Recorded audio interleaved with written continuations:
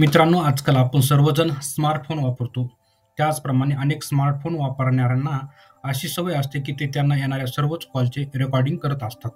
मग हा प्रश्न उद्भवतो, की जर आपण समोरील व्यक्तीला सांगितल्याशिवाय किंवा समोरील व्यक्तीच्या परवानगीशिवाय त्याच्याशी होणारे संभाषण रेकॉर्ड करू, तर ही बाब कायद्यामध्ये बसण्यासारखी आहे का? किंवा आपण कायद्याचे उल्लंघन करत आहोत का?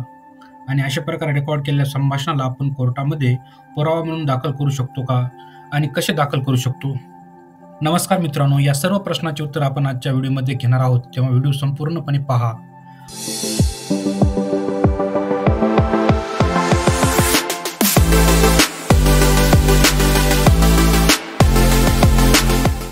पहिला प्रश्न, की एखाद्या व्यक्तीच्या परवानगीशिवाय कॉल रेकॉर्डिंग कायदेशीर आहे का नाही?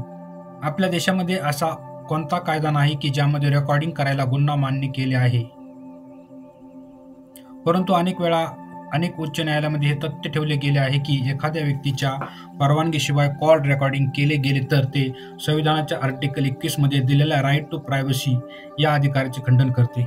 उच्च न्यायालयाचे फाइंडिंग जर पाहिले तर त्याद्वारे आपण एक अनुमान हा लावू शकतो की तुम्ही एखाद्या व्यक्तीच्या परवानगीशिवाय कॉल रेकॉर्डिंग केले तर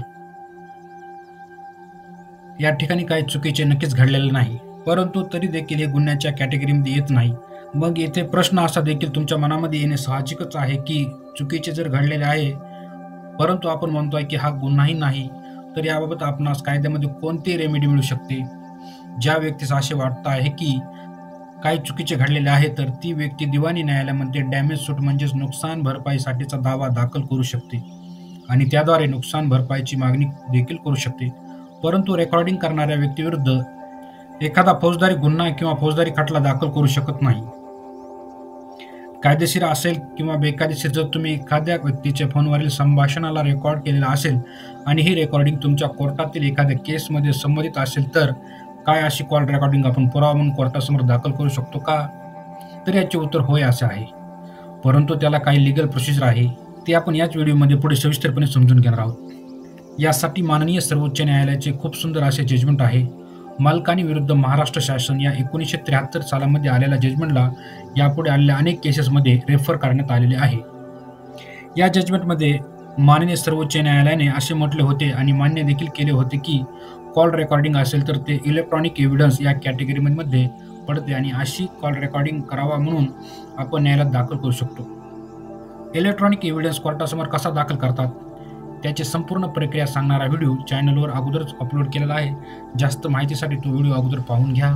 या देशामध्ये माननीय सर्वोच्च न्यायालयाने हे देखील कथन केलेलं आहे की पुरावा बेकायदेशीर पद्धतीने जरी मिळाला असेल, परंतु तो पुरावा त्या व्यक्तीच्या केसेसशी निगडीत असेल तर तो पुरावा त्या केसमध्ये पुरावा म्हणून ग्राह्य धरला जाईल. मग येथे आपल्या दुसऱ्या प्रश्नाचे उत्तर देखील आपणास मिळाले की होय, जी कॉल रेकॉर्डिंग समोरील व्यक्तीच्या परवानगीशिवाय आपण रेकॉर्ड केलेली आहे ते कोर्टात आपण पुरावा म्हणून देऊ शकतो.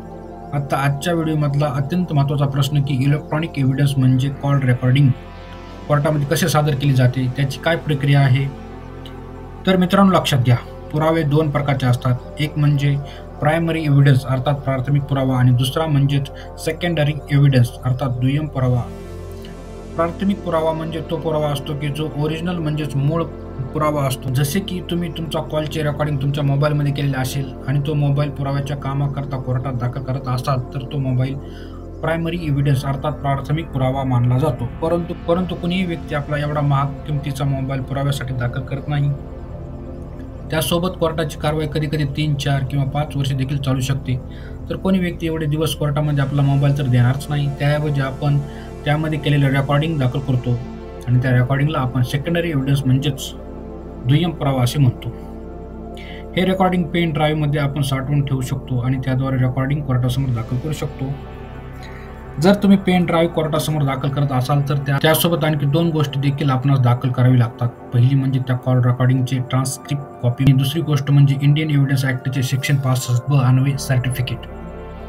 ट्रान्सक्रिप्ट म्हणजे रेकॉर्डिंगमध्ये 2 व्यक्तीचे जे संभाषण आहे ते जशा तसे टाईप करावे लागते आणि त्या ट्रान्सक्रिप्टची टाईप केलेली प्रत या पेन ड्राईव्ह सोबत दाखल करावी लागते. आणि 65B अन्वयांचे सर्टिफिकेट जे की प्रतिज्ञापत्राच्या स्वरूपात तयार केले जाते आणि त्यामध्ये हे लिहिलेले जाते की कॉल ज्या मोबाईलद्वारे रेकॉर्ड केला गेला आहे तो मोबाईल किंवा त्या डिव्हाइस आणि पेन ड्राईव्हमध्ये संभाषण दोन्ही एकच असून त्यामध्ये कोणत्याही प्रकारचा फेरबदल केला गेला नाही आणि अशा प्रकारे आपण ते कॉल रेकॉर्डिंग कोर्टासमोर सादर केले तर कोर्ट निश्चितच आपला कॉल रेकॉर्डिंग बाबतचा पुरावा म्हणून वाचतील. या व्हिडिओमध्ये आपण 3 महत्त्वाच्या गोष्टी बघितल्या आहेत. पहिली बाब म्हणजे कॉल रेकॉर्डिंग समोरील व्यक्तीच्या परवानगीशिवाय केले नाही तर त्याचे संवैधानिक अधिकाराचे उल्लंघन होऊ शकते. परंतु आपल्या येथील कोणत्याही प्रचलित कायद्यामध्ये हा गुन्हा मानला गेला नाही. त्यामुळे अशी कॉल रेकॉर्डिंग केले तुमच्यावर गुन्हा दाखल होणार नाही. दुसरा महत्त्वाचा मुद्दा, कॉल रेकॉर्डिंग जर एखाद्या केसशी संबंधित असेल तर केसमध्ये आपण ते रेकॉर्डिंग पुरावा म्हणून दाखल करू शकतो. असे रेकॉर्डिंग समोरच्या व्यक्तीच्या परवानगीशिवाय केलेले असेल तरी तो पुरावा ग्राह्य धरला जातो. आणि तिसरी महत्त्वाची बाब म्हणजे ज्यावेळेस आपण असा इलेक्ट्रॉनिक एव्हिडन्स कोर्टासमोर दाखल करतो तेव्हा त्याची एक ट्रान्स्क्रिप्ट कॉपी तसेच कलम 65(ब) ॲन्युअल सर्टिफिकेट सोबत देणे गरजेचे असते. मित्रांनो, अशा प्रकारे आपण आजच्या व्हिडिओमध्ये कॉल रेकॉर्डिंग आणि इलेक्ट्रॉनिक एव्हिडन्स याबाबत संपूर्ण माहिती घेतलेली आहे. तेव्हा हा व्हिडिओ आपल्याला कसा वाटला हे कॉमेंटद्वारे कळवा. लाईक करायला, शेअर करायला अजिबात विसरू नका. पुन्हा भेटू दुसऱ्या व्हिडिओमध्ये. तोपर्यंत बघत राहा आपले चॅनल लीगल टिप्स.